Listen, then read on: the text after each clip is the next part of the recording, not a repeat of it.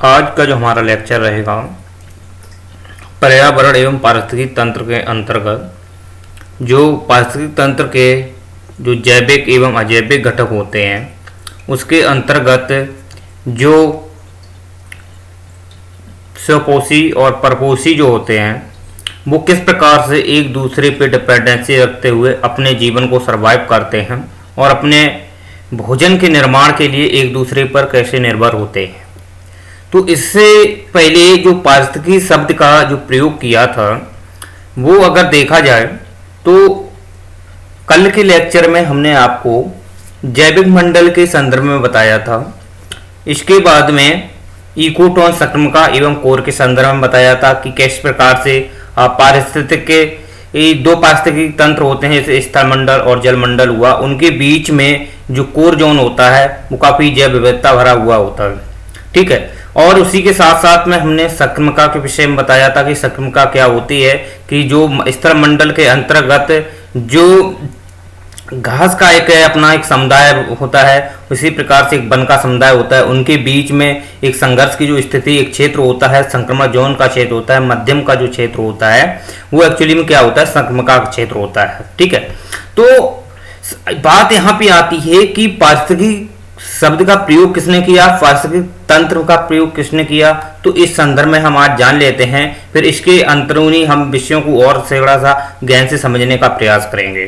तो मुझे ये जानना जरूरी है कि जो पारिस्थितिकी शब्द है, ठीक, जो पारिस्थितिकी शब्द है इसका प्रयोग किसने किया था। बात ये आती है कि पारिस्थितिकी शब्द का प्रयोग जब 1869 में अर्नेस्ट हैकले एक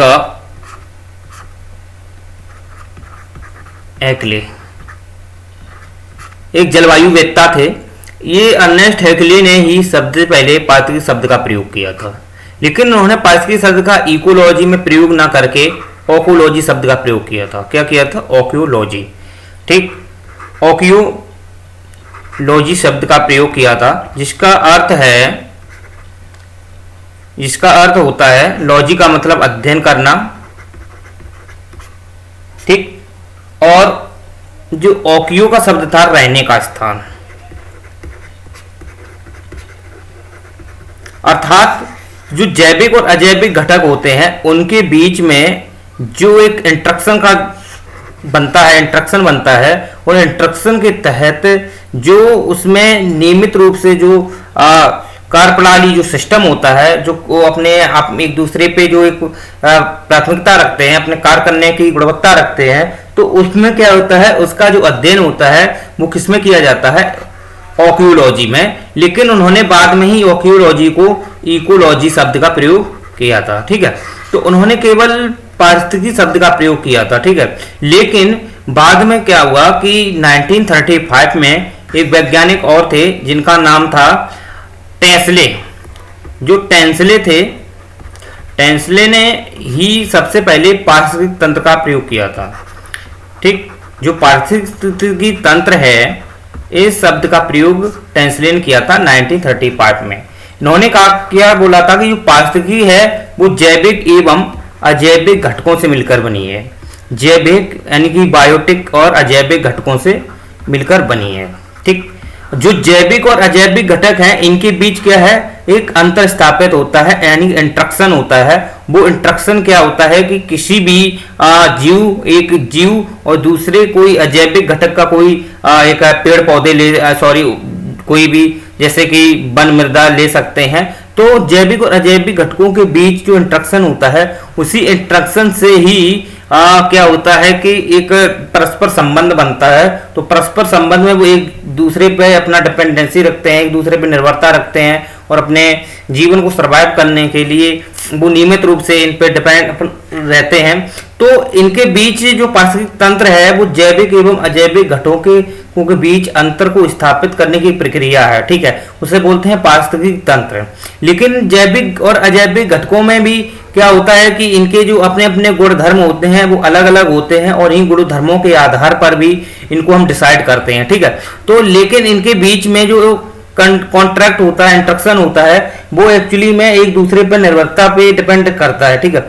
लेकिन इनके जो अपने गुणधर्म होते हैं वो क्या करते हैं, स्वयं पर ही अपने अलग अलग होते हैं और उनके अकॉर्डिंग ये अपने को दिशा निर्देश देते हैं, ठीक है।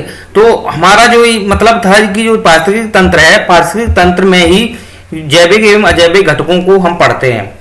तो जैविक घटकों में मैंने बताया था कि जो जैविक घटक होते हैं, जैविक घटक होते हैं, ये जो जैविक घटक हैं, ये जैविक घटक देखा जाए तो ये जीव जंतु और पेड़ पौधे होते हैं, ठीक। लेकिन बात यहाँ पे आती है कि अगर हम इनके अंदर अगर पढ़ने का प्रयास करें, तो ये पेड़ पौधे जो होते हैं ये किसका कार्य करते हैं, उत्पादक। ये क्या है, उत्पादक का गुण रखते हैं, यानी कि ये स्वपोषी होते हैं और ये स्वयं भोजन बनाते हैं, ठीक। ये किसी पे निर्भर नहीं रहते हैं।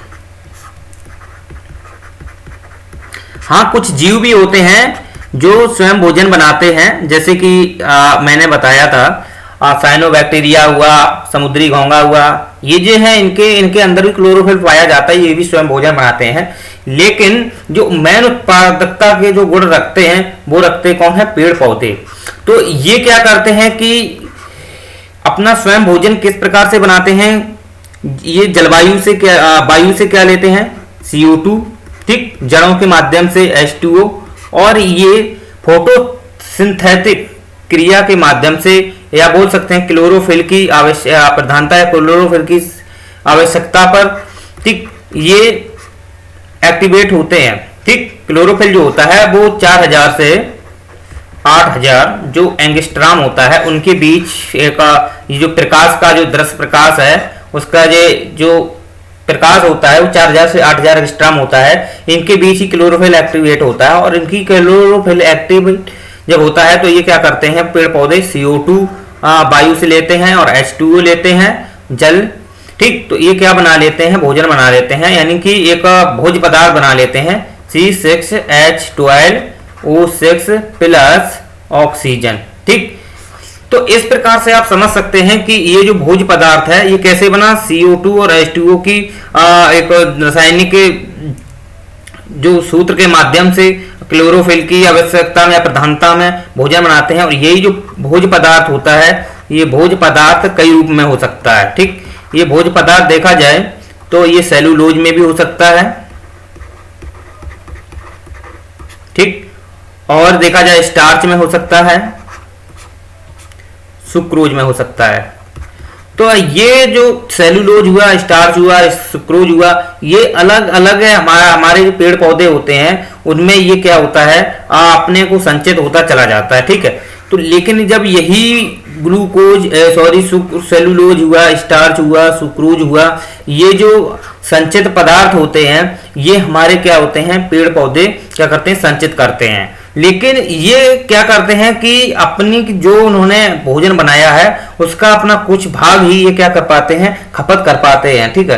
लेकिन पूर्ण रूप से सब खपत नहीं कर पाते हैं, लेकिन कुछ क्या करते हैं ये अपने एक ये संचित रूप में क्या करते रहते हैं, इकट्ठा करते रहते हैं, ठीक है। वो सेलुलोज के रूप में भी हो सकता है, स्टार्च के रूप में भी हो सकता है और सुक्रोज के रूप में भी हो सकता है। लेकिन इनको अब इनकी जो ऊर्जा है, यानी कि जो पेड़ पौधों की जो ऊर्जा होती है या इनका जो भोज्य पदार्थ एक प्रकार से जो सेलुलोज है, स्टार्च हुआ, सुक्रोज हुआ, तो इनका जो भोज्य पदार्थ है इनको भी तो खाने के लिए कोई ना कोई जीव होते होंगे। ये तो प्राथमिक बोल सकते हैं एक प्रकार से उपभोक्ता उत्पादक है, ठीक है, ठीक। तो इनको खाने के लिए कौन से जीव होते हैं, ठीक। तो इनको खाने के लिए हम आपको बता दें कि जो उत्पादक होते हैं, उत्पादक क्या करते हैं, ये स्वयं भोजन बनाते हैं, ठीक। और इनको देखा जाए जो पेड़ पौधे हैं, ये पेड़ पौधे हैं, ये क्या है, उत्पादक का गुण दर्शाते हैं, ठीक, उत्पादक का गुण दर्शाते हैं। लेकिन कुछ उपभोक्ता भी होते हैं। उपभोक्ता क्या होते हैं कि जो इनको खाते हैं, ठीक। उपभोक्ता का क्या काम होता है कि जो उत्पादक ने जो भोजन संचित करके रखा है, ठीक है, तो उनको क्या करते हैं, उपभोक्ता क्या करते हैं, उसको खाते हैं, ठीक। तो किस प्रकार से खाते हैं, तो इसके कई भाग होते हैं, जैसे कि एक देखा जाए तो पहली बात इसको एक बार और समझ लेते हैं। जैसे कि पेड़ पौधे, इसको समझने से पहले एक चीज और समझ लेते हैं। इसमें जो पेड़ पौधे हैं वो क्या करते हैं, दिन में क्या करते हैं, CO2 प्लस H2O और फोटोसिंथेटिक क्रिया के माध्यम से, यानी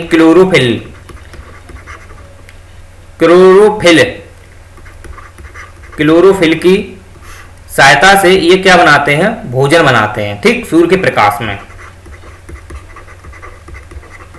क्या बनाते हैं, भोजन बनाते हैं, यानी कि C6H12O6 प्लस O2 ऑक्सीजन। ये जो भोजन है और ये क्या करते हैं, ऑक्सीजन मुक्त करते हैं। और ये भोजन है, ये कहते हैं संचित के रूप में अपने भोजन, सेलुलोज के रूप में, स्टार्च के रूप में हुआ। ठीक है, और सेलुलोज है, स्टार्च है, और इसके बाद में ये भोजन को क्या करते हैं, संचित करके रख लेते हैं।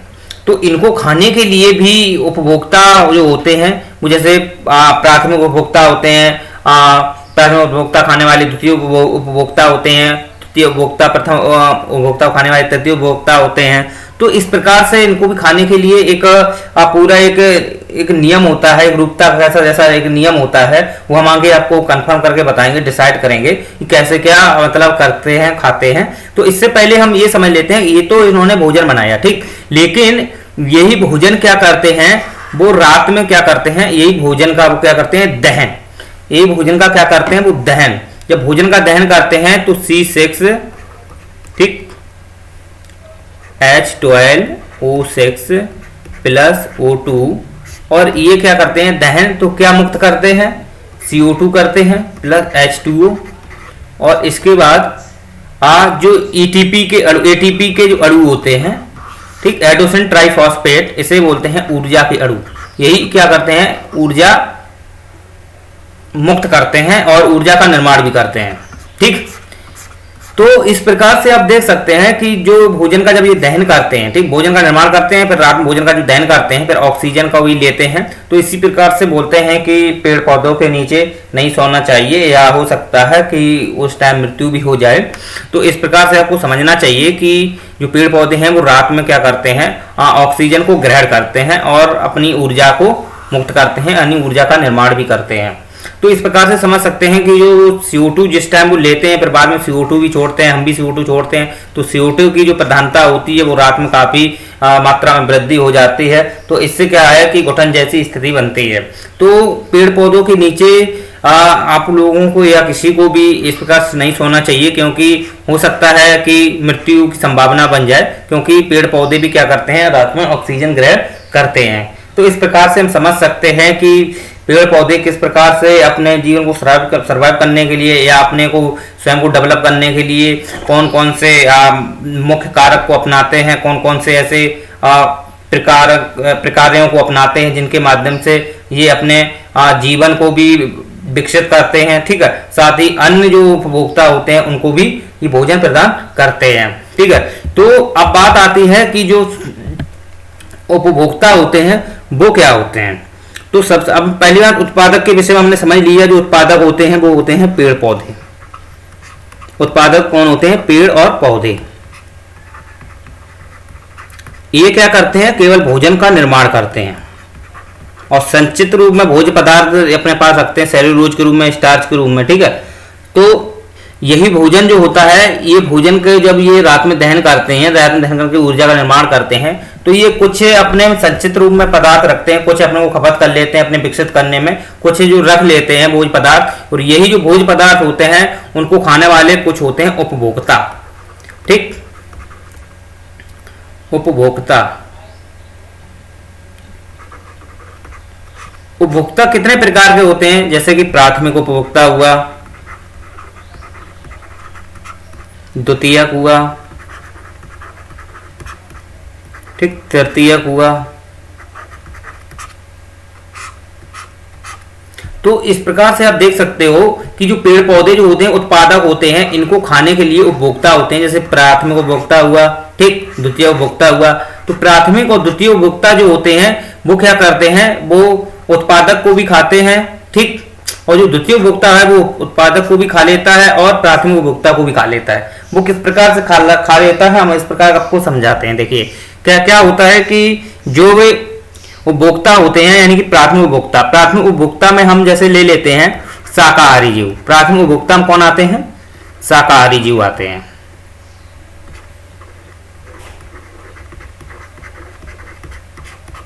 प्राथमिक उपभोक्ता में कौन से जीव आते हैं, शाकाहारी। जैसे बकरी, हिरण, टिड्डा। ठीक, बकरी है, हिरण है, टिड्डा है, भेड़ है, ये जो होते हैं ये शाकाहारी जीव हैं। ये केवल क्या करते हैं, घास को ही खाते हैं। ठीक, और घास को खाते हैं, पेड़ पौधों को खाते हैं, पत्तियों को खाते हैं। ठीक, तो ये क्या करते हैं, ये उत्पादक से अपना भोजन प्राप्त करते हैं और अपनी खाद्य श्रृंखला का निर्माण में भी ये सहायक होते हैं। जैसे कि मान लीजिए कि ये प्राथमिक उपभोक्ता है, जिसमें जैसे बकरी हुआ, हिरण हुआ, ठीक, और टिड्डा हुआ। ये क्या करते हैं, ये पेड़ पौधों से अपना भोजन प्राप्त करते हैं और भोजन प्राप्त करने के बाद ये क्या करते हैं, उसका पाचन करते हैं। ठीक, उसके पाचन करने के बाद में ये भी संचित रूप में उस भोज्य पदार्थ को रख लेते हैं। आगे हम आपको बताएंगे। एक पारिस्थितिक घास का पारिस्थितिक तंत्र ले लेंगे तो उसके हिसाब से हम आपको समझा देंगे। ठीक है, जैसे कि मान लीजिए कि जो बकरी है, अब बकरी को कौन खाता है, कौन खा सकता है, शेर हुआ, चीता हुआ, ये खा सकते हैं ना। ठीक, और हिरण को खा सकता है शेर। टिड्डा को कौन खा सकता है, मेढक। ठीक, तो क्या हम इनको शेर चीता जो होते हैं इनको क्या हम द्वितीय उपभोक्ता मान लेते हैं, मान सकते हैं? नहीं। क्यों? इसका रीजन ये होता है, द्वितीय उपभोक्ता उसे कहते हैं जो प्राथमिक उपभोक्ता को भी खाए और उत्पादक को भी खाए। अर्थात कि जो द्वितीय उपभोक्ता होते हैं वो केवल प्राथमिक उपभोक्ता को ही नहीं खाते, वो प्राथमिक उपभोक्ता को नहीं खाते, वो द्वितीय उपभोक्ता जो होते हैं वो प्राथमिक उपभोक्ता को भी खाते हैं और उत्पादक को भी खाते हैं। तो जो प्राथमिक उपभोक्ता होते हैं केवल वो उत्पादक को ही खाते हैं, ठीक है, लेकिन जो द्वितीय उपभोक्ता होते हैं वो प्राथमिक उपभोक्ता को भी खाते हैं और उत्पादक को भी खाते हैं। तो इस प्रकार समझ सकते हैं कि जो शेर है, चीता है, ये हमारे द्वितीय उपभोक्ता नहीं होते हैं। जबकि मेढक जो है, मेढक आपने देखा होगा, मेढक क्या करता है, ये टिड्डा को भी खा लेता है।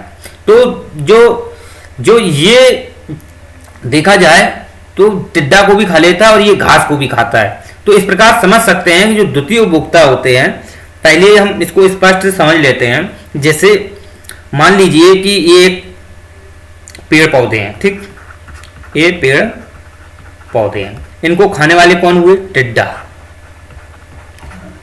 टिड्डा को खाने वाला कौन है, मेढक। ठीक, मेढक को खाने वाला कौन है, सर्प। सर्प को खाने वाला कौन है, बाज। ठीक, तो ये जो टिड्डा होता है, ये जो टिड्डा है, ये केवल किसे खाता है, उत्पादक को खाता है। ठीक, और उत्पादक को खाकर ये क्या करता है, अपना भोज्य पदार्थ को संचित करता है। और इस टिड्डा को कौन खाता है, मेढक। ये कौन खाता है, मेढक। तो यही मेढक देखो टिड्डा को भी खा लेता है और पेड़ पौधों को भी खा लेता है। ठीक, और ये जो सर्प होता है, ये सर्प क्या करता है, मेढक को भी खा लेता है, टिड्डा को भी खा लेता है, लेकिन ये पेड़ पौधों को नहीं खाता है। इसी प्रकार जो बाज होता है वो सर्प को भी खा सकता है और मेढक को भी खा लेता है, लेकिन ये पेड़ पौधों को नहीं खाता है। तो आपने क्या समझा कि जो मेढक है ये क्या है, द्वितीय उपभोक्ता है, क्योंकि ये पेड़ पौधों को भी खाता है और टिड्डा को भी खाता है। लेकिन सर्प, बाज हैं, ये पेड़ पौधों को नहीं खाते हैं, टिड्डा और मेढक को खा लेते हैं। तो इस प्रकार से समझ सकते हैं कि हमारे जो पारिस्थितिक तंत्र में जो एक खाद्य श्रृंखला है उसके तहत जो जीव जंतु होते हैं वो एक दूसरे पे किस प्रकार से निर्भरता रखते हैं। तो उसके लिए हम घास का पारिस्थितिक तंत्र एक रूपता का नियम को दर्शाएंगे, बताएंगे कि उसमें किस प्रकार से खाएंगे, आगे के लेक्चर में रहेगा। अभी फिलहाल में हम थोड़ा समझ लेते हैं कि प्राथमिक उपभोक्ता, द्वितीय उपभोक्ता, तृतीय उपभोक्ता कैसे क्या अपने एक दूसरे पे किस प्रकार से निर्भर रहते हैं और अपने को भोजन को किस प्रकार से आहार श्रृंखला के माध्यम से ये खाते हैं और उसको सरवाइव करते हैं भोज्य के रूप में। ठीक, तो बात ये आती है कि जो प्राथमिक उपभोक्ता है वो मैंने आपको बता दिया पेड़ पौधों को खाता है। ठीक, द्वितीय उपभोक्ता है, जो द्वितीय उपभोक्ता होता है,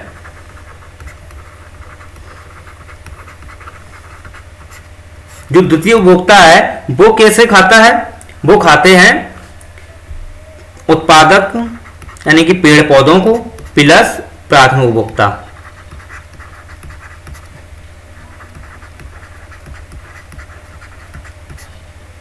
तो इस प्रकार समझ सकते हैं कि जो द्वितीय उपभोक्ता होते हैं ये सर्वाहारी होते हैं। कैसे होते हैं? सर्वाहारी, यानी कि पेड़ पौधों को भी खाते हैं और प्राथमिक उपभोक्ता को भी खा लेते हैं, तो ये सर्वाहारी है। ठीक, लेकिन जो तृतीय उपभोक्ता होते हैं, जो तृतीय उपभोक्ता होते हैं, जो तृतीय उपभोक्ता होते हैं वो केवल किसे खाते हैं? वो खाते हैं केवल द्वितीय उपभोक्ता को। जो तृतीय उपभोक्ता होते हैं वो द्वितीय उपभोक्ता को खाते हैं।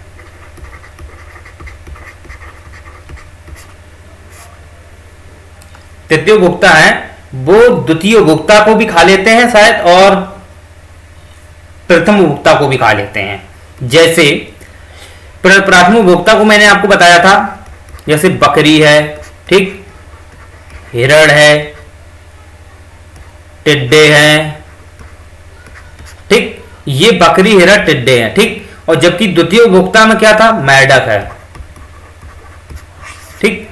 तो इस प्रकार समझ सकते हैं कि जो प्राथमिक उपभोक्ता हुआ, द्वितीय उपभोक्ता हुआ, और जो तृतीय उपभोक्ता में जैसे कि शेर, चीता, ये क्या होते हैं? मांसाहारी। ये क्या होते हैं? मांसाहारी। ये पेड़ पौधों को नहीं खाते हैं, ठीक, ये मांसाहारी होते हैं, ये पेड़ पौधों को नहीं खाते हैं, तो इनको सर्वाहारी हम नहीं बोल सकते हैं। तो ये जो शेर हुआ, चीता हुआ, ये क्या करते हैं? प्राथमिक उपभोक्ता को खा लेते हैं, जैसे बकरी, ठीक, हिरण, ठीक है। तो इस प्रकार से आप देख सकते हो कि जो शेर हुआ, चीता हुआ, ये किस पे डिपेंड होते हैं? प्राथमिक उपभोक्ता पे डिपेंड होते हैं और द्वितीय उपभोक्ता पे भी डिपेंड होते हैं।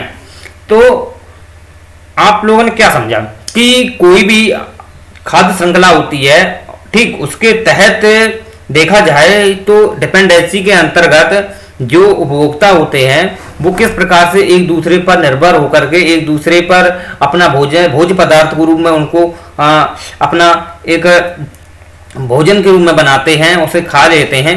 तो उसमें हमने आपको बता दिया कि किस प्रकार से ये कैसे खाते हैं, ठीक है। अब बात ये आती है कि जब यही पेड़ पौधे और द्वितीय तृतीय उपभोक्ता हैं भी मर जाते हैं, तो इनको खाने वाले कौन से जीव हैं या ऐसे कौन से अपघटक होते हैं जिससे ये पृथ्वी को बिल्कुल स्वच्छ रूप में रखते हैं? तो इसके लिए आप जैसे कि आप जानते हो कि हमारी जो पृथ्वी है वो पृथ्वी स्वच्छ किस लिए है? क्योंकि हमारे यहाँ पे कुछ सूक्ष्म जीव पाए जाते हैं, सूक्ष्म जीव पाए जाते हैं जिनसे हम बोलते हैं अपघटक, ठीक। ये सूक्ष्म जीव कौन हो सकते हैं? जैसे कवक है, फंगस, बैक्टीरिया, कवक, फंगस, बैक्टीरिया, ये जो हमारे जब डेड बॉडी हो जाती है पेड़ पौधों की और चाहे किसी जीव की, तो ये क्या करते हैं? ऑटोमेटिक क्या करते हैं? उसको अपघटक रूप में तोड़ के क्या कर देते हैं? वो पुनः उसमें वायुमंडल में फैला देते हैं। जैसे कोई भी बॉडी होती है, चाहे वो पेड़ पौधे की हो या किसी जीव जंतु की हो, ठीक है, पेड़ पौधों की हो या जीव जंतु की हो, वो बॉडी जो होती है वो कार्बन, हाइड्रोजन, ऑक्सीजन, नाइट्रोजन, इनसे मिलकर बनी होती है, ठीक। तो ये जो 4 एलिमेंट होते हैं इनको हम एक प्रकार से बोल सकते हैं CHO, जैसे कार्बोहाइड्रेट है, तो ये कार्बोहाइड्रेट है, ठीक, ये जो कार्बोहाइड्रेट है ये एक प्रकार का देखा जाए तो ये रासायनिक घटक होता है जिसमें हम बोलते हैं कार्बनिक, ठीक। क्योंकि ये कार्बनिक है क्योंकि इसमें कार्बन की मौजूदगी होती है, तो इस प्रकार से ये CHO के रूप में किसी भी बॉडी में विद्यमान होते हैं। तो ये जब बॉडी मर जाती है तो ऐसा तो है नहीं कि बॉडी के साथ कोई व्यक्ति मर जाता है तो बॉडी ही खत्म हो जाती है, बॉडी तो रह जाती है। तो उसको किस प्रकार से समाप्त किया जाए, तो उसके लिए हमारे यहाँ पे प्राकृतिक रूप से, नेचुरल रूप से बैक्टीरिया और कवक मौजूद होते हैं, वो क्या करते हैं, किसी भी डेड बॉडी को, चाहे पेड़ पौधों की हो या किसी जीव जंतु को, उसको क्या करते हैं, नष्ट कर देते हैं, तोड़ तोड़ के कार्बन में, हाइड्रोजन में, ऑक्सीजन में, नाइट्रोजन में तोड़ के पुनः वायुमंडल में मुक्त कर देते हैं। ठीक, पुनः वायुमंडल में क्या कर देते हैं, ये मुक्त कर देते हैं।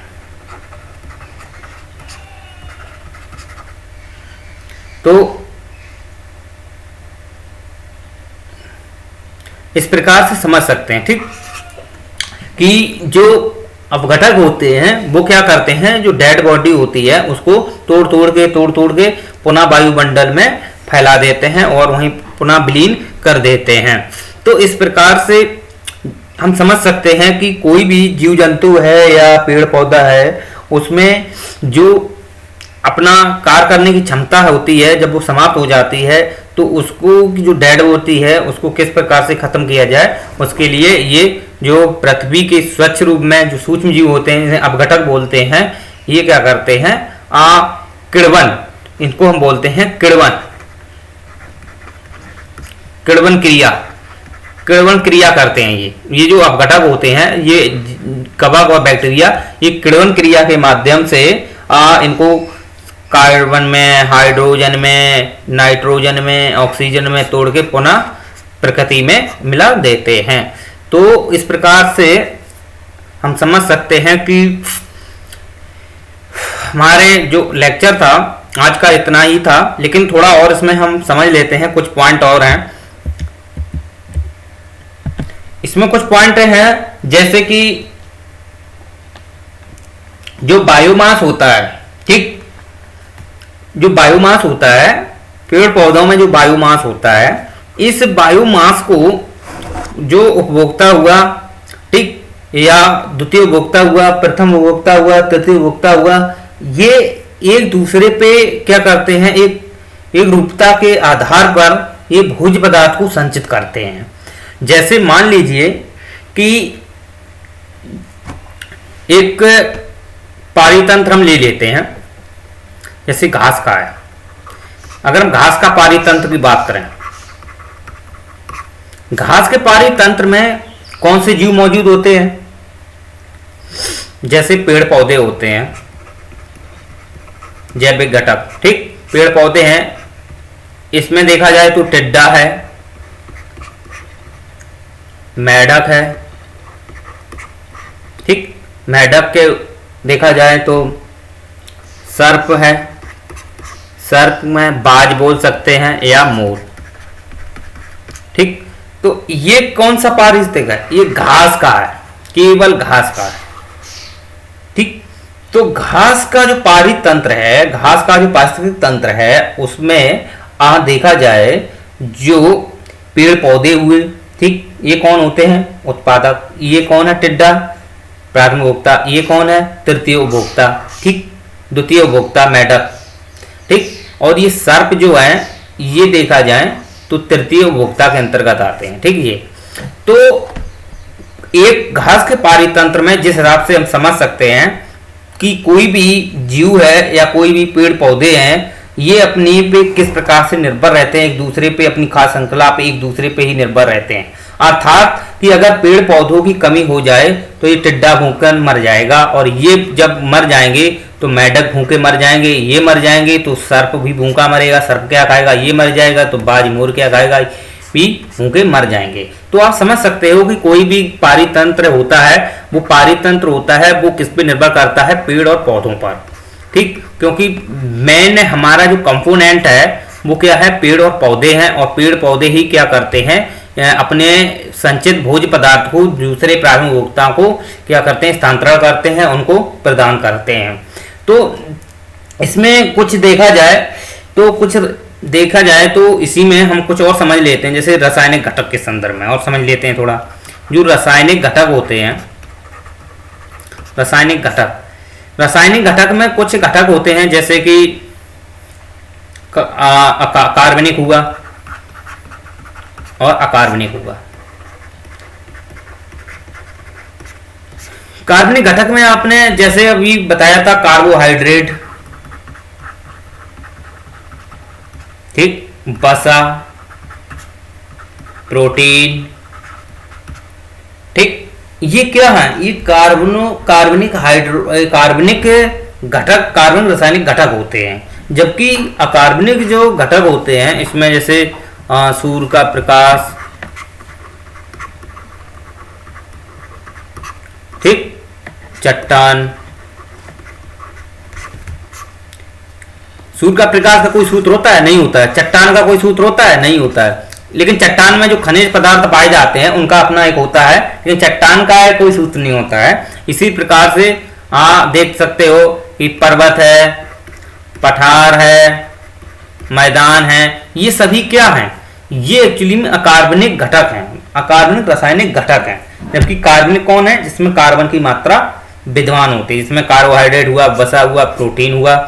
तो इस प्रकार से समझ सकते हैं कि जो हमारा जो प्राकृतिक पारितंत्र होता है उसमें कार्बनिक और अकार्बनिक दोनों प्रकार के घटक पाए जाते हैं जो रासायनिक रूप में मौजूद होते हैं। और यही जो घटक होते हैं अकार्बनिक में, ये पोषक तत्व होते हैं जिसमें आप समझ सकते हैं जैसे नाइट्रोजन हुआ, पोटेशियम हुआ, फास्फोरस हुआ, पोटेशियम हुआ। ये जो एनपीके है ना, ये क्या है, हमारे चट्टानों में पाए जाते हैं, विद्यमान होते हैं। और इनकी सहायता से क्या है, जो अकार्बनिक घटक होते हैं ये पेड़ पौधों को विकसित करने में सहायता प्रदान करते हैं। और ये भोज्य पदार्थ के रूप में भी क्या है, एनपीके जो होते हैं भोज्य पदार्थ के रूप में क्या है, पेड़ पौधों में संचित हो जाते हैं। ठीक है, तो इस प्रकार से समझ सकते हैं कि और ये कार्बोहाइड्रेट हुआ, वसा हुआ, प्रोटीन हुआ, ये भी हमारे कार्बनिक रूप में पेड़ पौधों या जीव जंतुओं में पूर्ण रूप से पाए जाते हैं। तो आज का जो हमारा लेक्चर था वो इतना ही था। कल का हमारा जो लेक्चर रहेगा वो घास का पारितंत्र को लेकर के हम समझाएंगे कि घास का एक पारितंत्र है और उस पारितंत्र में जो जीव जंतु होते हैं वो एक दूसरे पर अपनी खाद्य श्रृंखला को लेकर कैसे ऊर्जा का नियम या एक रूपता का नियम को कैसे दर्शाते हैं, इसके संदर्भ में हम आपको अवगत कराएंगे। आज का लेक्चर जो था हमारा, आज का लेक्चर इतना ही था। ठीक है।